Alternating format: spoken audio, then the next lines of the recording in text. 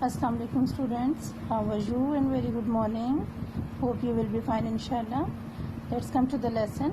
All of you open your books, page number 34. Students, today we will start unit number 9. This is eclipses, ग्रहण जिसे हम बोलते हैं. सुना होगा आपने चांद ग्रहण या सूरज ग्रहण. तो ग्रहण जो है वो हम पढ़ेंगे. एक्लिप्सेस क्या होता है, दो तरह के होते हैं, लूनर एक्लिप्स और सोलर एक्लिप्स. अभी हम चैप्टर रीडिंग करेंगे, उसके साथ साथ सारी डिटेल आपके सामने आ जाएगी. Do you know that we are always on the move. क्या आप जानते हैं कि हम हर वक्त हरकत में होते हैं. Even when we are standing still we are moving. हत्ता कि उस वक्त भी जब हम बिल्कुल स्ट्रेट खड़े होते हैं, कोई मूवमेंट नहीं होती, कोई कदम नहीं उठाते, लेकिन फिर भी हम मूव कर रहे हैं. क्या आप जानते हैं कैसे?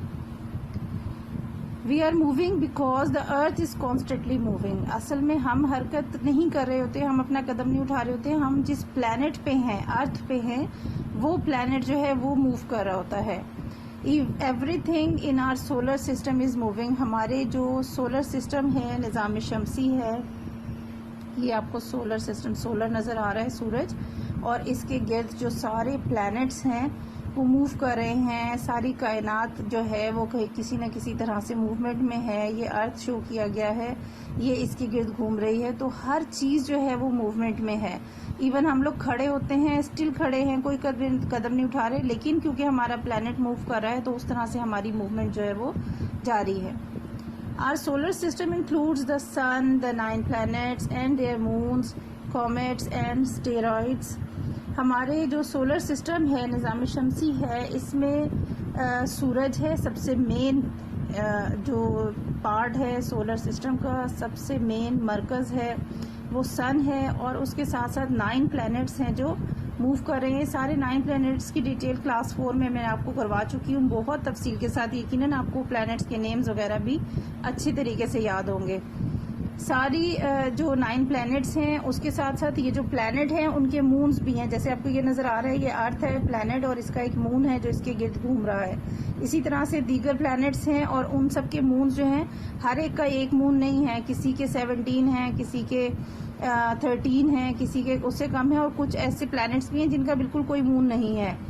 सो ये सारी चीज़ें हैं. इसके साथ साथ कॉमेट्स हैं जिसको हम दुमदार सितारे कहते हैं, एंड एस्टेरॉइड्स हैं, और एस्टेरॉइड्स जो हैं इनको सैयारचा कहते हैं.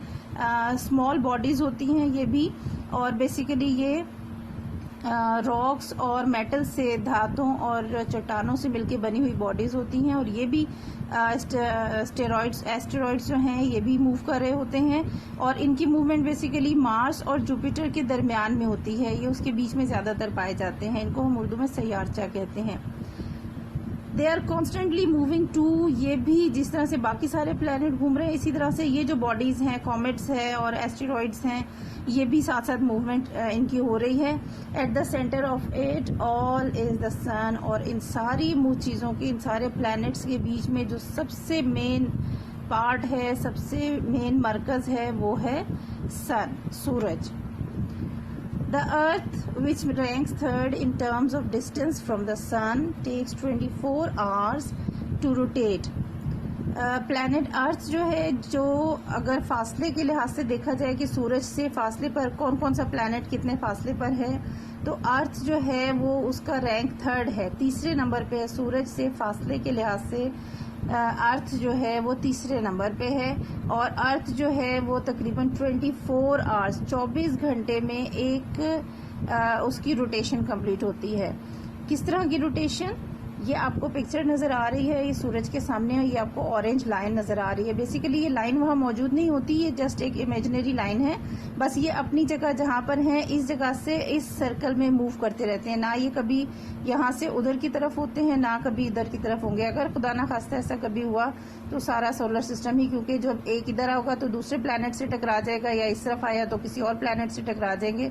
सो अल्लाह की कुदरत है कि जो इनकी जगह है वो उसी जगह पे अपनी अपनी सर्कल में मूव कर रहे हैं. इस दायरे को ऑर्बिट बोलते हैं. ये इनका रास्ता है, इनका मदार है जिसके ऊपर ये मूव कर रहे हैं.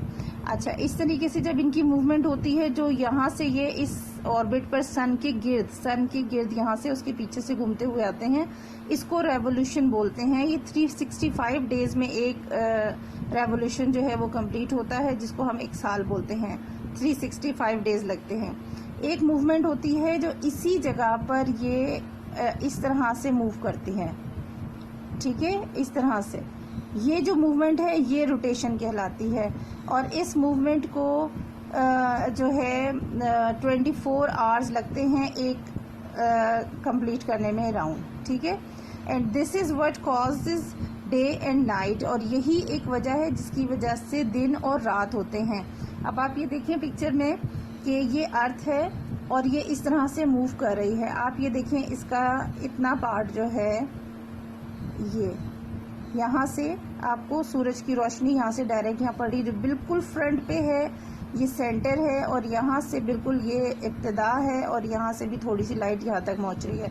लेकिन जो इसकी बैक साइड है, आप ये वाली अर्थ का हाफ हमने अगर किया तो इसकी इधर वाली साइड आप देखिए ये डार्कनेस में है। यहाँ पे सूरज की रोशनी नहीं पड़ रही, आपको देखिए अंधेरा नज़र आ रहा होगा, इसकी कॉर्नर्स भी नज़र नहीं आ रहे, ठीक है। तो ये क्या है, it causes day and night. किस तरह से जो ये वाला पार्ट है जो सूरज के सामने है और वहाँ से डायरेक्ट रोशनी वहाँ पड़ रही है और ये रोशन हुआ हुआ हिस्सा नज़र आ रहा है, यहाँ पे अर्थ के इस हिस्से में दिन का वक्त है, ठीक है। और जितने भी ममालिक के जितने एरियाज यहाँ पर हैं वहाँ पर इस वक्त दिन है, और जो इसकी बैक साइड है यहाँ पे अर्थ के जितने भी एरियाज हैं वहाँ पर रात है। अब ये रोटेशन जब ये इस तरह से रोटेट करती हुई ये वाली जगह जो है आगे आना शुरू होगी और ये पीछे जाना शुरू हो जाएगी। तो ये जो जहाँ पे रात है यहाँ पर सुबह होना शुरू हो जाएगी, और जो ये दिन है यहाँ पर शाम होना शुरू हो जाएगी, और ये फ्रंट वाला पार्ट जो है वो यहाँ बैक साइड पे आ जाएगा, और ये वाला पार्ट जो है ये सूरज के सामने आ जाएगा। तो फिर इस हिस्से में दिन हो जाएगा और इस हिस्से में रात हो जाएगी। क्लियर? तो इस तरह से ये जो रोटेशन है अर्थ की, इसकी वजह से दिन और रात होते हैं। जो भी पार्ट है ये 24 आवर्स है। आपको मालूम है हमारे भी 12 घंटे का जो टाइम होता है, अभी सुबह हो चुकी है, दिन का वक्त है, और शाम होते होते यहाँ पर अंधेरा फैलना शुरू हो जाएगा, इसलिए कि ये मूवमेंट इस तरफ होना शुरू हो जाएगी। ये वाली साइड आगे आ जाएगी, फिर ये वाला पार्ट जो है ये यहाँ पर रात हो जाएगी, दिन आ जाएगा, और ये जो दिन वाला हिस्सा है ये बैक साइड पे चला जाएगा और यहाँ रात हो जाएगी। तो इस तरह से दिन और रात होते हैं 24 आवर्स में। Okay, the earth path around the sun is called its orbit. सूरज के गिर्द जो इसका रास्ता है, ये जो आपको ऑरेंज लाइन नजर आ रही है, मैं आपको पहले भी बता चुकी हूँ, यहाँ पे ये लाइन नहीं होती, ये आपको सिर्फ दिखाने के लिए है कि किस तरह से सर्कल बन जाता है। लेकिन यहाँ पे ये सिर्फ अर्थ है और यहाँ कोई लाइन नहीं है, पर ये अर्थ अपनी ही जगह पर मौजूद है, इधर उधर नहीं होती। इस जो रास्ता है जिस पर ये मूव करती है इसको ऑर्बिट बोलते हैं।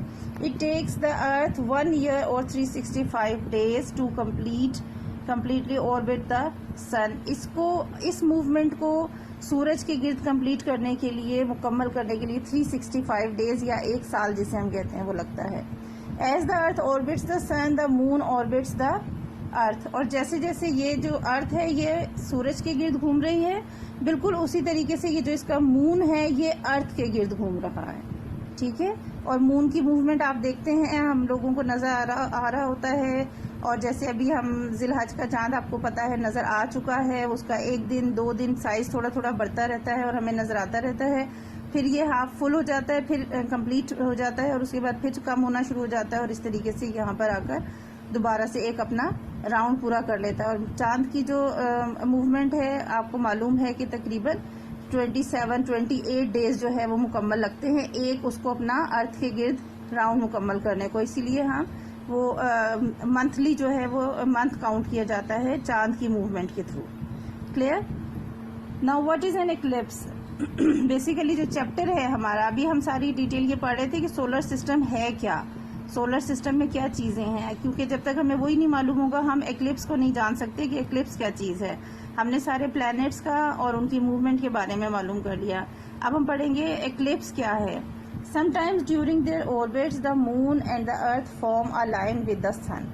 अब ये हमें मालूम हो गया कि इस तरह से अर्थ मूव करती है, उसके साथ साथ अर्थ के गिर्द उसका मून जो है, उसका चांद उसके गिर्द घूम रहा होता है। अक्सर ऐसा होता है कि ये जो चांद की मूवमेंट है और ये अर्थ की है, ये बिल्कुल सूरज के साथ एक लाइन बन जाती है। जैसे इस वक्त तो मून यहाँ पर है, लेकिन जब ये मून मूव करता हुआ यहाँ आ जाएगा इस जगह पर, तो अब क्या होगा कि अर्थ है, मून है और सन है, ये तीनों एक लाइन बन जाएगी। ठीक है, इससे क्या होगा अर्थ के बीच में मून आने की वजह से सूरज की जो रोशनी है वो ज़मीन तक नहीं पहुंचेगी और इस मून की वजह से वो उसका रोशनी का जो रास्ता है वो ब्लॉक हो जाएगा। ठीक है, When this happens an eclipse occur, और जब ऐसा होता है तो तब ये एक एक्लिप्स होता है, ग्रहण होता है। There are two kinds of eclipses, दो किस्म के ग्रहण होते हैं, एक्लिप्स होते हैं। One is the lunar and the other is the solar eclipse। पहले एक किस्म जो होती है वो लूनर एक्लिप्स होती है जिसे हम चांद ग्रहण कहते हैं, और दूसरा सोलर एक्लिप्स है जिसे हम सूरज ग्रहण कहते हैं। ठीक है, अब हम देखेंगे कि ये दोनों किस तरीके से होते हैं। A lunar eclipse happens when the earth moves between the sun and the moon and blocks the path of the sun's light from reaching the moon। अच्छा, ये देखिए, आपको पिक्चर नजर आ रही है, ये सन है, ये अर्थ है और ये है मून। ठीक है, ये अर्थ, सन और यहाँ पे बीच में अर्थ आ गई है, और ये अर्थ आने की वजह से सूरज की रोशनी जो है वो यहाँ चांद के ऊपर नहीं पड़ रही है। देखिए, बिल्कुल यहाँ डार्कनेस हो गई है चांद के ऊपर, चांद बिल्कुल छुप गया है। ठीक है, इससे क्या होता है, सूरज सामने आने की वजह से जो अर्थ का शेडो है, अर्थ का साया है, वो चांद के ऊपर पड़ रहा है और उसकी वजह से सूरज की रोशनी चांद पर नहीं पहुंच रही है। During the eclipse we can see the earth shadow on the moon. जब ये एक्लिप्स होता है तो हमें चांद पर ज़मीन का साया नज़र आ रहा होता है। चांद ग्रहण रात के वक्त होता है, आपको पता है, चांद दिखाई रात को देता है जब अंधेरा होता है, और उस टाइम पर आपने देखा होगा कि चांद के सामने कुछ एक प्लेट नुमा चीज़ कोई सामने आ रही है। वो बेसिकली अर्थ जो है वो होती है, अर्थ का जो शेडो होता है वो उसके ऊपर आ जाता है। और हम ये भी जानते हैं कि चांद असल में खुद रोशन नहीं है। जैसे सूरज रोशन है ना, ब्राइट है, इसी तरह से जो मून है ना वो ब्राइट नहीं है, वो उस पर जब सूरज की रोशनी पड़ती है तो वो ब्राइट होता है, हमें चमकता हुआ दिखाई देता है। असल में उसकी अपनी कोई रोशनी नहीं है, और जब अर्थ का शेडो उसके ऊपर आ जाता है तो चांद की कोई रोशनी हमें नजर नहीं आती, बल्कि उसके ऊपर एक प्लेट आ जाती है। इसे बेसिकली हम कहते हैं लूनर एक्लिप्स। ठीक है, have you ever seen this happening, कि आपने कभी ऐसा देखा है? चांद ग्रहण अक्सर होता रहा है, यकीनन आपने देखा होगा। The lunar eclipse is not harmful for the eyes. We can easily see it with the naked eye. Lunar eclipse जो होता है, चांद ग्रहण जो होता है, वो नुकसानदेह नहीं होता, उसे हम अपनी नॉर्मल आंखों से, खुली आंखों से आराम से देख सकते हैं। मीन्स ये कि हमें कोई उसके लिए स्पेशल ग्लासेस की ज़रूरत नहीं है या स्पेशल कोई एहतियाती तदबीर इख्तियार करने की ज़रूरत नहीं। इन अ सोलर एक्लिप्स, जो सूरज ग्रहण होता है, उसमें क्या है, the moon moves between the earth and the sun. उसमें ये होता है कि जो चांद है वो सूरज और ज़मीन के बीच में आ जाता है। ये देखें, ये चांद की मूवमेंट, जब चांद यहाँ आगे की तरफ आ गया, ठीक है, और ये ज़मीन और सूरज के दरमियान आ जाता है। अब यहाँ पे सूरज की रोशनी चांद की वजह से ब्लॉक हो गई है, और सूरज से टकराने की वजह से उसका, चांद का जो शेडो है, चांद का जो अक्स है, वो ज़मीन के ऊपर पड़ रहा होता है, और सूरज की रोशनी वहाँ तक नहीं पहुँचती, ज़मीन तक नहीं पहुँचती।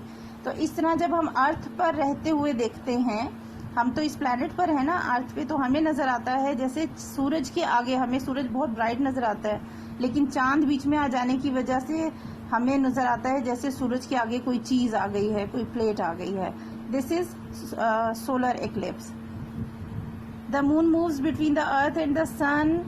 When this happens, the path of the sun's light is blocked. इस तरह जब होता है तो सूरज की रोशनी जो है वो ब्लॉक हो जाती है। The sky slowly gets dark, और जो रोशनी ब्लॉक होने की वजह से हमें आसमान पर अंधेरा छाया हुआ नज़र आता है। As the moon moves in front of the sun, और जो ही ये चांद मूव करता हुआ बिल्कुल सूरज के सामने आ जाता है। when the moon and the sun are in perfect line, और बिल्कुल एक दूसरे की लाइन में आ जाते हैं। ये सन है, ये मून है, ये अर्थ है, और एक लाइन बन गई है, बिल्कुल सामने आ गया है। It is called total eclipse. इसको कहते हैं मुकम्मल ग्रहण। मुकम्मल मतलब बिल्कुल सूरज को कवर कर देता है और उसका शेडो आ जाता है चांद का बीच में। दीज आर वेरी रेयर, लेकिन ये जो मुकम्मल एक्लिप्स होता है, ये देखिए पिक्चर नज़र आ रही है, पूरा शेडो आ गया है बीच में चांद का, और सन हमें दिखाई नहीं दे रहा प्लैनेट अर्थ से। ये बहुत कम होता है, हमेशा मुकम्मल सूरज ग्रहण नहीं होता। Most people can only see once in their lifetime. ज़्यादातर लोग जो हैं वो शायद ज़िंदगी में एक मरतबा ही ये वाला सीन देख सकते हैं, क्योंकि हर बार नहीं होता और बहुत अरसे बाद ऐसा होता है जब मुकम्मल सूरज ग्रहण हो, मुकम्मल एक लाइन के बीच में आ जाए अगर ये सन, मून एंड अर्थ, तो ये बहुत रेयर होता है। सिर्फ ज़्यादातर लोग ज़िंदगी में शायद एक बार ही ये वाला सीन देख सकें, अदरवाइज़ बहुत से ऐसे हैं जिन्होंने एक दफ़ा भी ज़िंदगी में ये नहीं देखा होता। ठीक है जी, तो ये दोनों हमने टाइप्स पढ़ ली हैं। एक है लूनर एक्लिप्स जिसमें अर्थ बीच में आ जाती है और सूरज की रोशनी चांद पर नहीं जाती, और ये लूनर एक्लिप्स कहलाता है। इसी तरह से सोलर एक्लिप्स है जिसमें मून जो है वो बीच में आ जाता है और सूरज की रोशनी ब्लॉक हो जाती है, ज़मीन पर नहीं आती, और हमें यहाँ अर्थ पे रहते हुए नज़र आता है जैसे सूरज के आगे कोई चीज़ आ गई है, जो मैंने आपको यहाँ पिक्चर दिखाई है। यहाँ प्लैनेट अर्थ से देखते हैं तो हमें मून इस तरह सन नज़र आता है जैसे उसके आगे कोई चीज़ है और उसका रास्ता ब्लॉक हो गया है रोशनी का। ठीक है जी, तो यहाँ तक रीडिंग आपकी काफ़ी है और बहुत इंपॉर्टेंट पॉइंट्स इसके अंदर पढ़ने के लिए, याद करने के लिए।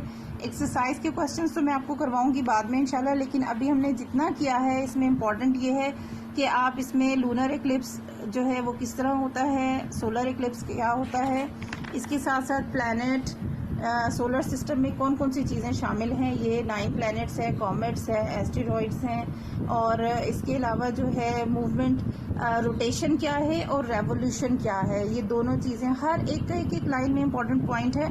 तो इन सब की रीडिंग दोबारा एहतियात से करें, इंपॉर्टेंट पॉइंट्स को नोट करें, कोशिश करें याद करें, बहुत इंपॉर्टेंट है ये सारी चीज़ें। इंशाल्लाह एक्सरसाइज में अगले लेसन में करवाऊँगी आपको।